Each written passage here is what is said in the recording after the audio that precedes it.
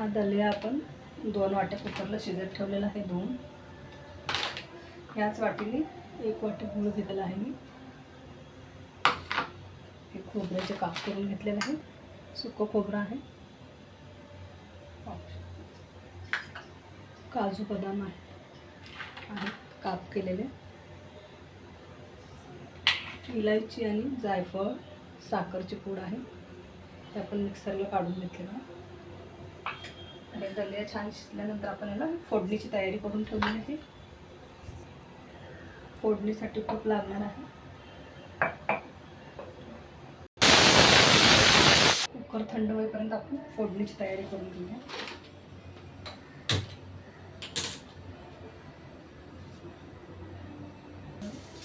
चमचा तूप टाकणार आहोत.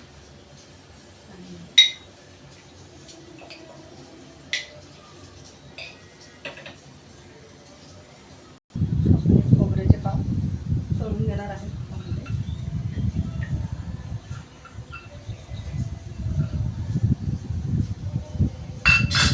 थंड होईपर्यंत आपण सगळी तयारी करूया.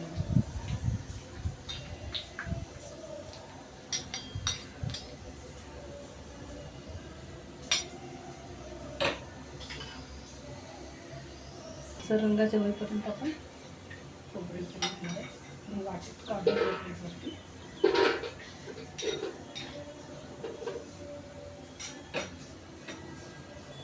काजू आणि फक्त बदाम आहे.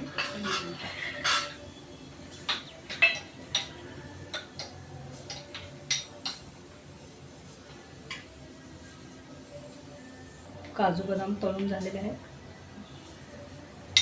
सोनेरी रंग आलेले छान. हे पण काढून घेऊ.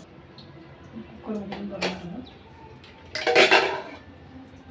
छान शिजलेलं आहे. 2 वाट्या घेतलेले, खूप जास्त झालेलं आहे. कुकर भरून अर्धा कुकर झालेला आहे जवळजवळ. तर आपण याच्यामध्ये हे गूळ टाकणार आहोत. गरम याच्यामध्ये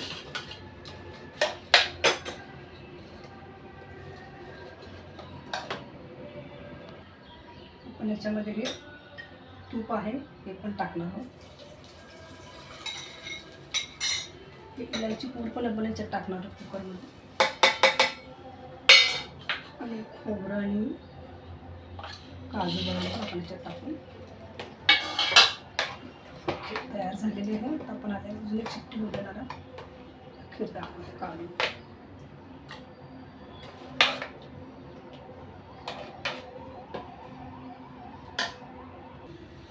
तयार झालेली आहे. खूप छान आणि टेस्टी आणि हेल्दी आहे. वास पण खूप छान येत आहे.